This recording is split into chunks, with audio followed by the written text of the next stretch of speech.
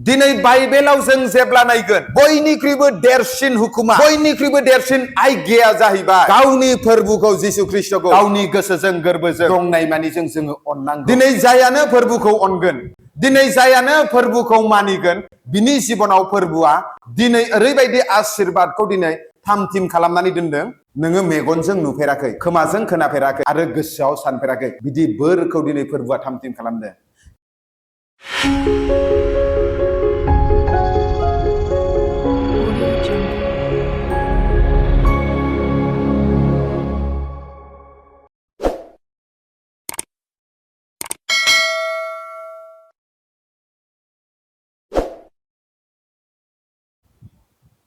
फै जोङो दायो इसोरनि बोसोनथिङै थांनि। जोङो दिनै नायगोन इसोरनि हुकुमखौ। जों जुदि दिनै जिसुखौ फोथायग्रा जायोब्ला जोंनि जिबनाव जाहैबाय माखासे जोंहा जिसुनि बोसोनखौ, जिसुनि रावखौ जोङो मानिनानै सोलिनांगौ। आरो दिनै आङो ख्रिस्टियान जिउ खुंनायाव, फोथायग्रा जिबनाव दिनै जोंहा माखासे गुन थानांगौ। नाथाय आङो मोननै मोनथामसो गुनखौ दिनै आङो सावरायनो नागिरदों जोंनि गेजेराव। नाम्बार 1 गुना जाहैबाय, जों जुदि जिसुनि फोथायारिब्ला, जों दिनै जुदि ख्रिस्टियानब्ला जों जाहैबाय गावनि गोसोजों गोरबोजों हानाय मानिजों गावनि फोरबु इसोरखौ अननांगौ। नाम्बार 1 पइन्टआ जाहैबाय, आं जुदि जिसुखौ फोथायग्राब्ला, आं जुदि ख्रिस्टियानब्ला, आं जाहैबाय आंनि इसोरखौ, आंनि फोरबुखौ आंनि गोसोजों गोरबोजों आत्माजों आरो हानाय मानिजों आङो बिखौ अननो नांगौ। जों बिखौ नायगोन माथाइनि लिरनाय चैप्टार 22 भार्स 27 निफ्राय 40 सिम। आंनि उनाव बयबो फरायफागोन दे। जिसुआ बुंफिनबाय, नोङो गावनि गोसो गोरबो, गासै जिउ आरो गासै गोसोजों गावनि फोरबु इसोरखौ अन। बे हुकुमा बयनिख्रुइ देरसिन आरो गोनांसिनथार। नैनि गोनांसिनथार हुकुमा बेनो, नोङो गावनि पारापुरुषिखौ गावखौ बायदि अन। मसेनि गासै आयेना आरो नाबिफोरनि फोरोंनाय मानिया बे मोननै हुकुमावनो हाबजोबबाय। दिनै बाइबेलाव जों जेब्ला नायगोन बयनिख्रुइबो देरसिन हुकुमा, बयनिख्रुइबो देरसिन आइग्याया जाहैबाय गावनि फोरबुखौ जिसु ख्रिस्टखौ गावनि गोसोजों गोरबोजों दंनाय मानिजों जोङो अननांगौ। दिनै नों गावखौनो प्रश्न खालाम, नोङो दिनै बे फोरबुखौ फोथायनानै फोरबुखौ गावनि गोसोजों गोरबोजों अननो हादोंना हायाखै? नों जुदि दिनै फोरबुखौ गावनि गोसोजों गोरबोजों अननो हायाखैब्ला दिनै फोरबुआ नोंनि जिबनाव आशीर्बादखौ होनाय नङा। मानो होनब्ला फोरबुनि बयनिख्रुइबो देरसिन, मसेनि बयनिख्रुइबो देरसिन आयेना हाबजोबनानै दङ अननायावनो। बुजिदोंना बुजियाखै? बुजिदों दा? नाथाय बे अननायखौनो जोंनि मानसिफ्रा गुबुन गुबुन रोखोमैसो लायो। बे अननाया जाहैबाय पबित्र अननाय, इसोरनि अननाय। नाथाय ग्रीक भाषायाव जुदि नायोब्ला अननाया गुबुन गुबुन रोखोमनि दङ। मोदोमनि अननायनो लालस, गोसोजों अननाय, न'खरनि अनलायनायनो लोगोजों अनलायनाय। नाथाय गोबां मानसिफोरानो जिसुखौ अननो नागारो, सोरबा रं नाम्बारखौसो अनो।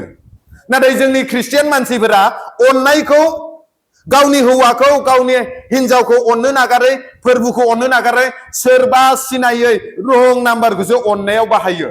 सयताना खामानि मावो बिदिनो।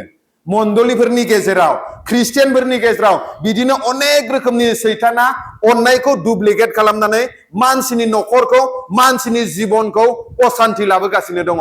बिनिखायनो आं खावलायो, बे मण्डलिनि, बे एरियानि, बे ख्रिस्टियानफोरा, इसोरखौ फोथायग्राफोरा दिनै जिसुखौसो गोसो गोरबोजों अननांगौ। बर' निउसाव खाले ओइ उमुकनि हिनजावा उमुकाव खारबायनो, सोरबा माबाया हौवाया सोरखौबा लाना खारबायनो, जोंनि ख्रिस्टियानफोरनि गेजेरावनो बांसिन निउसाव फैगासिनो। लाजिनायसो मोनो। बिनिखायनो जोङो हुसियार जानि, साबधान जानि, जोंनि न'खरफोरा जाहाथे जिसुखौ अनग्रा जायो।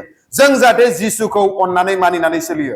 आरो बाइबेलाव बुंदों, सोरबा जुदि जिसुखौ अनाब्ला बे मानसिफोरा, बे न'खरफोरा साव मोनोनो। आं बुंनाय बाथ्रा नङा दै, बाइबेलनि बुंनाय बाथ्रा बियो। जिसुखौ जुदि सोरबाया अनाब्ला बे न'खरा साव मोनोनो। जिसुनि नखरफोरा जोङो फरायनि 1 Corinthians 16:22 आंनिनाव बयबो फरायफागोन जायहा फोरबुखौ अना बियो साव होजाथों मारानाथा फै जोंनि फोरबुआ जोङो नायनि फोरबुखौ जुदि अनोब्ला जोंनि जिबनाव फोरबुआ माबायदि आशीर्बादखौ दोनदों प्रथम करिन्थिय 2:9 नाथाय शास्त्रआव लिरनाय दं इसोरखौ जायफोरा अनो बिसोरनि थाखाय इसोरा जेखौ थाम थिम खालामदों बेखौ रावबो माब्लाबाबो नुवाखै एबा खोनायाखै आरो जाफुंगोन होननानै गोसोआव सानफेराखै दिनै शास्त्रआव लिरनाय दङ जायहा दिनै फोरबुखौ अनो इसोरखौ अनो बे मानसिनि थाखाय इसोरा ओरैबायदि आशीर्बादखौ दोनदों थामथिम खालामनानै जायखौ नोङो दिनै मेगनजों नुफेराखै खोमाजों खोनाफेराखै गोसोआव सानफेराखै बिदि बोरखौ दिनै इसोरा थामथिम खालामनानै दोनदोंनो दिनै जायानो फोरबुखौ अनगोन दिनै जायानो फोरबुखौ मानिगोन बिनि जिबनाव फोरबुआ दिनै ओरैबायदि आशीर्बादखौ दिनै थामथिम खालामनानै दोनदों नोङो मेगनजों नुफेराखै खोमाजों खोनाफेराखै आरो गोसोआव सानफेराखै बिदि बोरखौ दिनै फोरबुआ थामथिम खालामदों दिनै नोंथांनि नखराव जोंनि जिबनाव जोंनि लाइफआव दिनै फोरबुआ ओरैबायदि आशीर्बादखौ थामथिम खालामनानै दोनदों जायखौ नोङो मेगनजों नुवाखै खोमाजों खोनाफेराखै आरो गोसोआव सानफेराखै बिदि बोरखौ दिनै फोरबुआ होनो नेनानै दङ आंनि जिबनावबो नांगौ फोरबुनि बोरखौ नोंथांनि जिबनावबो नांगौ फोरबुनि बोरखौ आरो जों जेब्ला फोरबुखौ अनगोन फोरबुनि लामाजों थाबायगोन अब्लासो फोरबुआ जोंनो बेफोरबायदि सोमोनांथाव जोंनि जिबनाव बोरखौ लाबोगोन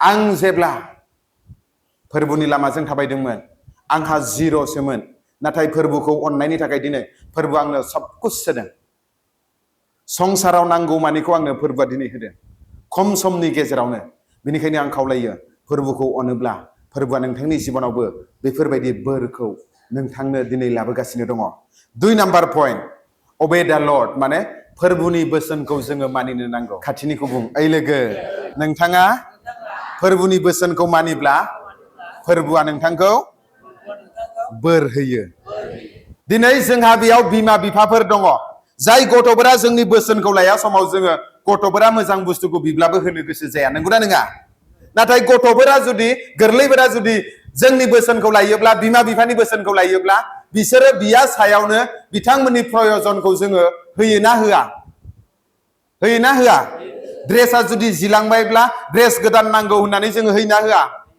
मेथाइ जानो बिनि सिगाङावनो अबावबा गोजान जायगायाव थाङोब्ला मोजां मोजां मुवाफोरखौ मेथाइफोरखौ लाबोयोना लाबोआ नाथाय गथ'आ जुदि दुस्थब्ला मानियाब्ला समाव बायनो गोसोब्लाबो फैसा दंब्लाबो र' एसे सबक सिखाएगा होननानै समाव जोङो बायालासिनो होआलासिनो दोनोना दोना दिनैबो गोबां ख्रिस्टियानफोरा दिनै फोरबुनि बोसोनखौ जुदि मानियाब्ला दिनै फोरबुआ बोर होआ फोरबुनि बोसोनखौ जुदि मानिनानै सोलियोब्ला दिनै फोरबुआ बोर होयो दिनै बाइबेलनि बोसोना बेखौनो बुंदों जायानो फोरबुनि बोसोनखौ मानिगोन बिथांनि जिबनावनो दिनै फोरबुआ आग्लाय बिग्लाय बोरखौ होगोन जों जेब्ला बाइबेलनि बोसोनखौ नायगोन अब्ला जोङो मोननो हायो हुदा बिजाब 28:13 दे आंनिनाव बयबो फरायफागोन दे आंनि दिनै नोंसोरनो होनाय हुकुमा फोरबु नोंसोरनि इसोरनि हुकुमफोरखौ साबधानै फालिब्ला नोंसोरनि फोरबु इसोरा नोंसोरखौ गुबुन गुबुन जातिफोरनि उन उन थाबायग्रा खालामालाबानो गासै जातिफोरनि दैदेनग्रा फसंगोन आरो नोंसोरहा लागारबो उन्नति जागोन जेब्लाबो नोंसोरहा हानि जानाय नङा दिनै इसोरनि बोसोना बुंदों दिनै फोरबु इसोरनि होनाय हुकुमखौ बाइबेलनि बोसोनखौ जुदि नों मानियोब्ला नों जातिफोरनि उनाव थाग्रा जानाय नङानो नोंहा थैयै जानाय नङानो नों दाहाराव थाग्रा जानाय नङानो नाथाय नोंहा लागारबो उन्नतिसो जागोननो नोंखौ जाहैबाय बे गामियाव एरियायाव फोरबुखौ जुदि नों मानियोब्ला नों मा रोखोमै नोङो उन्नति जालांगोन मिन्थिया नोंखौ जाहैबाय नोंनि आत्मायाव नोंनि शरीराव आरो नोंनि धन सम्पतियावबो फोरबुआ नोंखौ खर' बानायगोन लानजाय बानायनाय नङानो बुजिदोंना बुजियाखै दिनै फोरबुआ रदायखादों बिनिखायनो जोंनि बिमा बिफाफोरा दिनै जोङो फोरबुनि बोसोनखौ मानिनानै थाबायोब्ला दिनै फोरबुनि बोसोना बुंदों जोंनि जेनेरेसनखौ जोंनि बंसखौ दिनै 1000 बोसोरसिम इसोरा आशीर्बाद होयोनो जों जुदि मानियाब्ला जोंनि बंसआव साबफिरिसिम साव फैयोनो बिनिखायनो फै जों फोरबुनि बोसोनखौ मानिग्रा जानि फोरबुनि लामाजों जोङो थाबायग्रा जानि फोरबुनि हुकुमखौ जोङो सानदे जाब्लाल' देवबारनि दिनावल' उफ उफ होननानै गिर्जायाव गोथार बाइबेलखौ लानानै ओरै थाबायग्राल' जों जायो जों फोरबुनि बोसोनखौ फरायनानै मा लिरनाय दङ फोरबुनि बोसोनाव बेखौ जोङो आखरे आखरे आगानफ्रोमबो जोंनि सलिनायाव जोङो मानिग्रा जानि अब्लानिया फोरबुआ जोंखौ लानजाय खालामानो लानजायालाय माथो खामानि दङ थाम्फैल'सो होयो बियो दा जायानो फोरबुखौ मिन्थिनानैब्लाबो फोरबुनि बोसोनखौ मानियाब्ला बे लानजाय जागोन बियो बयनिबो सिङाव थागोन बिनि नखरा बिनि जोलैया बयनिख्रुइबो फिसासिन जागोन नाथाय नों फोरबुनि बोसोनखौ मानियोब्ला नोङो गामियाव नोङो जायगायाव नोङो जातिफोरनि गेजेराव नोंखौ फोरबुआ फोजौगोन आमेन बुजिदों दा जिसया चैप्टार 1 verse 19 आंनि उनाव बयबो फरायगोन नोंसोरो खुसियै आंखौ मानिब्ला बे हादरनि गाहाम मुवाफोरखौ जानो मोनगोन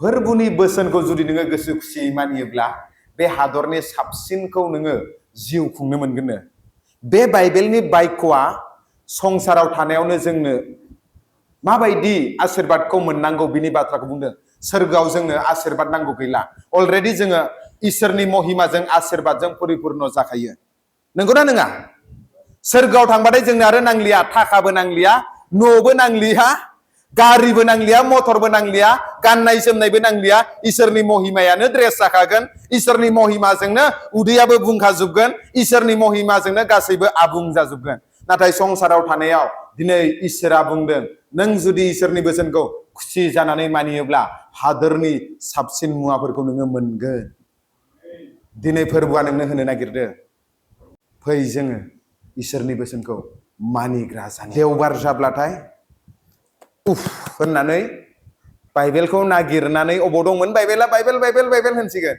सोरबा आरो बिफाफोरा होनसिगोन ओइ बिमा बाइबेला अबाव खनायाव मोनाखै बिफा नागिरलाय बै खनायावनो दोनोमोन खोमा सप्तासेनिफ्राय बाइबेलखौनो नायाखै फोरबुनि बोसोनाव मा लिरनाय दङ नों जुदि बाइबेलखौनो नायाब्ला फरायनो लोंब्लाबो नोंलाय बोरैथो बोर मोनगोन नों लानजायानो जाबाय थाखागोन नोङो थाम्फै होग्रा थाम्फै हग्रायालाय आरो माथो खामानि दङ खर' जानो थाखाय दिनै इसोरा लेंदों 3 नाम्बार पइन्टआव बेयाव इफ इउ हेभ फेथ अल थिंस आर पसिबल नोंनियाव जुदि फोथायनाय दङब्ला इसोरनियाव भरोसा दङब्ला फोथायनाय दङब्ला गासैबो असम्भबा सम्भब जायो बुजिदों दा जोङो बाइबेलनि बोसोनखौ फरायनि मार्कुसनि लिरनाय 9 अध्याय 23 पद आंनि उनाव बयबो फरायफागोन सोरबाया जुदि इसोरा मावनो हागोन होननानै फोथायनो हायोब्ला बिनि थाखाय गासैबो सम्भबनो इसोरा मावनो हायै जेबो गैया डक्टरनि थाखाय असम्भब जानो हागौ नोंनि थाखाय असम्भब जानो हागौ नाथाय इसोरनियाव नों भरोसा खालामनानै फोथायोब्ला इसोरनि बोलोआव जुदि सोनारोब्ला इसोरा जाहैबाय नोंखौ थैनायनिफ्रायबो बोखांनो हाग्रा इसोर बियो आरो हिजिकिया रजा बायदि थैनोसै इसोरनि नाबिया बुंबाय नोङो थैखानोसै जेब्ला बियो गुरै नम्र जानानै इसोरनियाव पाप सिमान लानानै आरज खालामबाय अब्ला 15 बोसोर बिनि आयुखौ बारायबाय इसोरनियाव जुदि नों फोथायोब्ला इसोरनि थाखाय गासैबो सम्भबनो बुजिदों दा दिनै जाय इसोरखौ जोङो फोथायो बे इसोरा जाहैबाय दिनै नानि खुगानिफ्राय बियो थाखा दिरुननानै गावनि थाखाय गावनि सेलानि थाखाय मन्दिराव दान होहोग्रा इसोर बियो जोंनि इसोरासो हायोना हाया जोंनि इसोरा ओरैबायदि बोलोग्रा इसोर बियो लाख मानसिफोरा दै गांदों नाथाय दै गैया बाला जायगा आरो बे जायगायावब्लाबो इसोरा अन्थाइनिफ्राय दै बख'नानै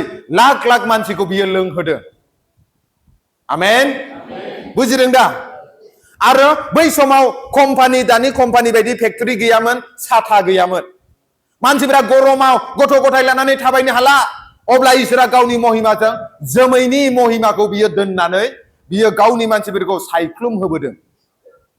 साथानिबो प्रयोजन जायाखै। जाय इसोरखौ जोङो फोथायो बे इसोरा गावनि मानसिफोरखौ बासायनो थाखाय बियो बे बाला जायगायाव गरमबाथाय अनेक गरम आरो थान्दाबाथाय अनेक थान्दा आरो बे थान्दानि समाव बियो गोजांनायाव दानि बायदि कम्पानियाव बानायनाय ब्लेंकेट रोजा रोजा चाइना ब्लेंकेटनो कलकाता ब्लेंकेट नाथाय बै समाव बियो अरनि खुन्थिया बियो नुजा होनानै गावनि महिमाजों मानसिफोरखौ गरम दोनदों बियो। दिनै जाय इसोरखौ जोङो फोथायो बे इसोरा जाहैबाय बोलो गैयै इसोर नङा बियो, बोलोगोरा इसोर बियो। नाथाय जोंसो जोंनि फोथायनाय गैयैनि थाखाय बे बोलोगोरा इसोरखौ जोङो बोलो गैयै नुजाहोयो।